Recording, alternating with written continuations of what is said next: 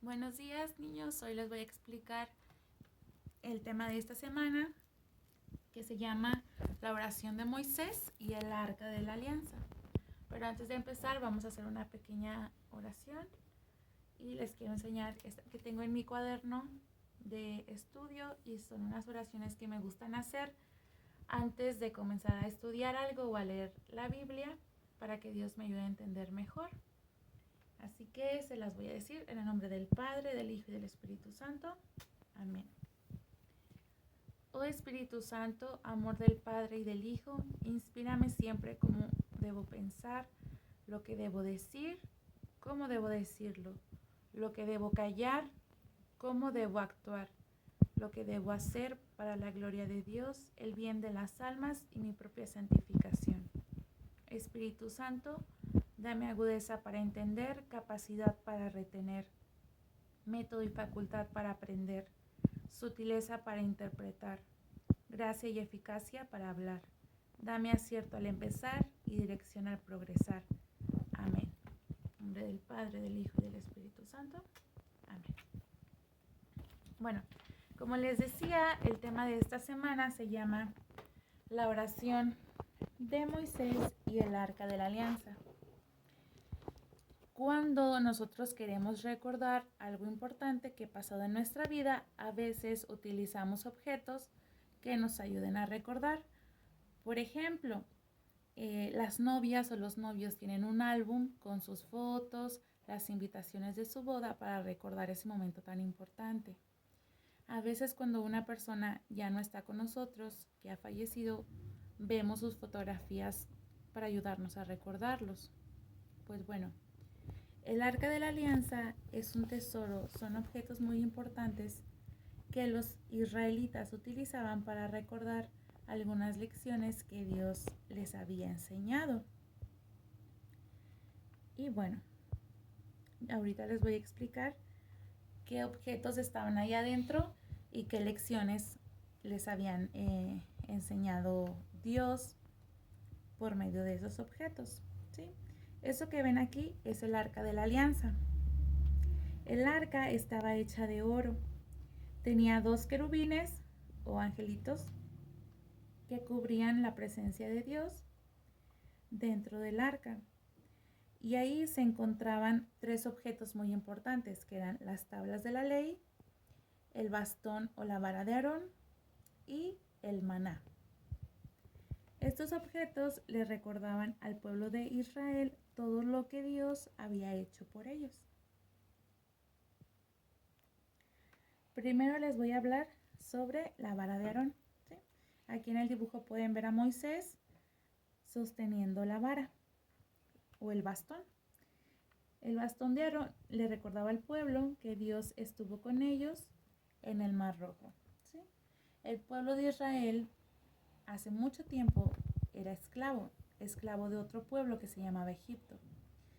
Los egipcios usaban al pueblo de Israel para trabajar, para construir sus pirámides, los acueductos, sus casas, y además de eso no les daban de comer y los maltrataban. Eran muchos los israelitas que fallecían trabajando por hambre, por insolación, porque trabajaban en el desierto y sin tomar agua, y también por las heridas de las golpizas que los egipcios les daban.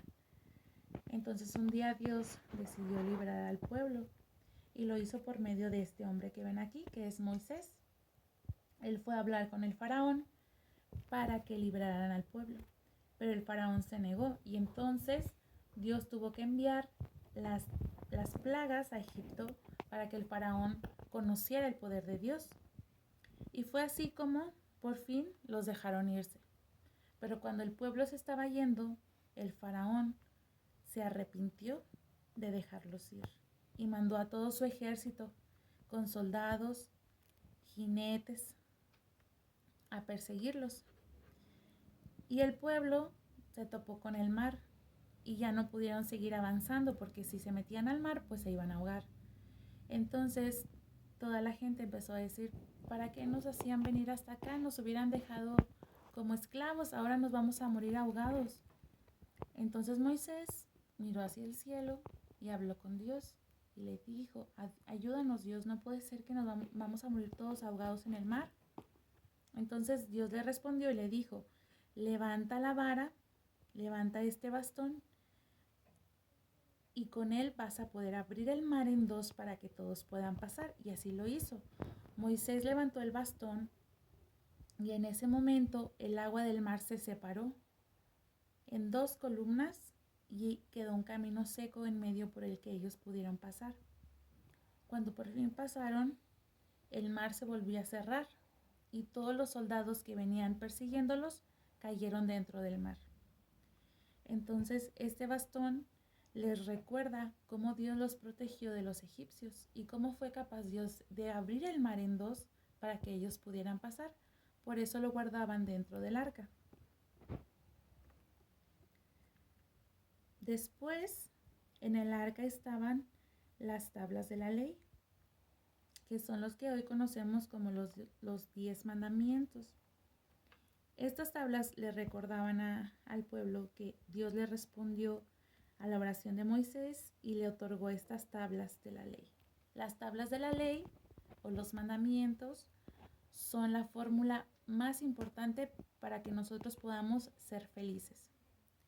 Después de que el pueblo huyó de Egipto y vivían en el desierto, comenzaron a comportarse muy mal.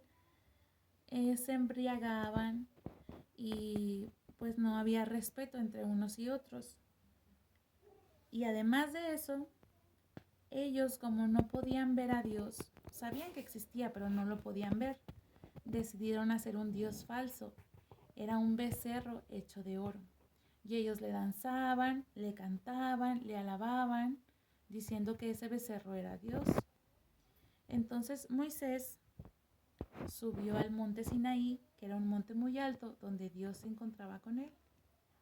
Y habló con Dios y le contó todo lo que estaba pasando. Y le pidió ayuda porque él ya no sabía cómo más aconsejar al pueblo para que se comportaran bien y pudieran ser felices al fin. Entonces Dios le entregó las tablas de la ley, como pueden ver aquí. Y después de varios días de estar orando Moisés arriba, por fin bajó con las tablas de la ley y se las mostró al pueblo. Y desde entonces el pueblo de Israel comenzó a seguir estos mandamientos de Dios. ¿Cuáles son los mandamientos? Estos son los mandamientos. El primero de ellos es amarás a Dios sobre todas las cosas. Este mandamiento fue principalmente porque los israelitas ya estaban adorando otro Dios, un becerro. Por eso Dios les mandó esto: amarás a Dios sobre todas las cosas. Eso incluye sobre el celular, sobre el dinero, sobre los videojuegos. Siempre estará primero Dios. El segundo mandamiento es no tomarás el nombre de Dios en vano. ¿Esto qué quiere decir? No hay que jurar por Dios y menos si es mentira. Muchas veces cuando nos dicen nuestra mamá, tú fuiste, no mami, te lo juro por Diosito que yo no fui. Y a veces es mentira. A eso se refiere a no tomar el nombre de Dios en vano. Ni tampoco usarlo para hacer cosas malas, ¿sí? Como hay gente que pide dinero o así, diciendo que es para algo de Dios, para algo de la iglesia, y no es cierto. Después, el tercer mandamiento es santificarás las fiestas, y se refiere a las fiestas de la iglesia, ¿sí? Como la misa. Hay que ir a misa todos los domingos y las fiestas de guardar, en Navidad, en Año Nuevo, el Día de la Virgen de Guadalupe. El número 4 es honrarás a tu padre y a tu madre. ¿Sí? Dice un proverbio que el hombre que honra a su padre y a su madre tendrá una larga vida. El quinto es no matarás. Y claro, se refiere a no matar, pero no solo de arrancar una vida. También se refiere, por ejemplo, a no matar las ilusiones de las otras personas, no matar sus sueños. El sexto mandamiento es no cometerás actos impuros. El séptimo es no robarás. El octavo, no dirás falso testimonio ni mentiras. El noveno es, no consentirás pensamientos ni deseos impuros. Y el 10º mandamiento es, no codiciarás los bienes ajenos. ¿Sí? Es decir, no sentirás envidia. Está bien desear bienes materiales o desear trabajar por bienes materiales. Lo que está muy mal es que a veces no es que yo quiera el bien material, más bien es que no quiero que otros lo tengan. Me da envidia que otros lo tengan. Eso es lo que está mal. Y bueno, el tercer objeto que está dentro del arca es el maná. ¿Sí? El maná se representa con un pan en forma de pan, porque el maná era comida. Cuando el pueblo de Dios, el pueblo de Israel, estaba en el desierto, sentía hambre. Si ustedes ven alguna película, alguna caricatura donde salga el desierto, se van a dar cuenta que solo hay arena. Casi no hay plantas, casi no hay animales, por lo tanto, pues no hay que comer, y menos para un pueblo entero. Entonces ellos comenzaron a renegar y a decir que tenían hambre, que se iban a morir de hambre.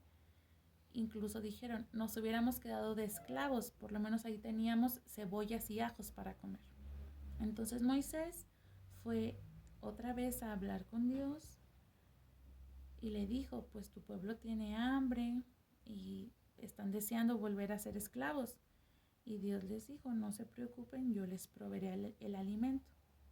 Entonces, a la mañana siguiente, el pueblo encontró todo el campamento, sus tiendas, sus casitas, todo cubierto de un polvo blanco. Y ellos dijeron, ¿qué es? Por eso el maná significa ¿qué es? Porque nadie sabía lo que era. Entonces, pues Moisés les dijo que con ese polvo iban a hacer pan, era como harina, y todos hacían pan. Y dicen que el sabor de ese pan era tan delicioso que era dulce como la miel. Y entonces este pan les recuerda que Dios estuvo con ellos en el desierto y los alimentó con maná. Recuerden lo que significa. Significa ¿qué es? Y bueno, a fin de cuentas, estos 3 objetos que estaban en el arca significaban algo muy importante. Significaba que Dios escucha la oración de su pueblo, la oración de nosotros. ¿Por qué? Porque Moisés oraba cuando necesitaban algo, buscaba a Dios cara a cara porque miraba al cielo y confiaba en su providencia. Y Dios siempre lo escuchó y le concedió lo que pedía. Siempre que necesites tú que Dios obre un milagro en tu vida, solo habla con Él y pídeselo. Pídeselo con mucha confianza de que Dios te va a escuchar.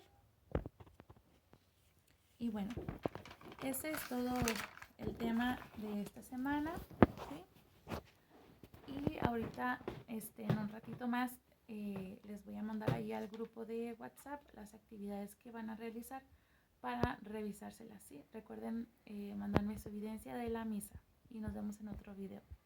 Bye.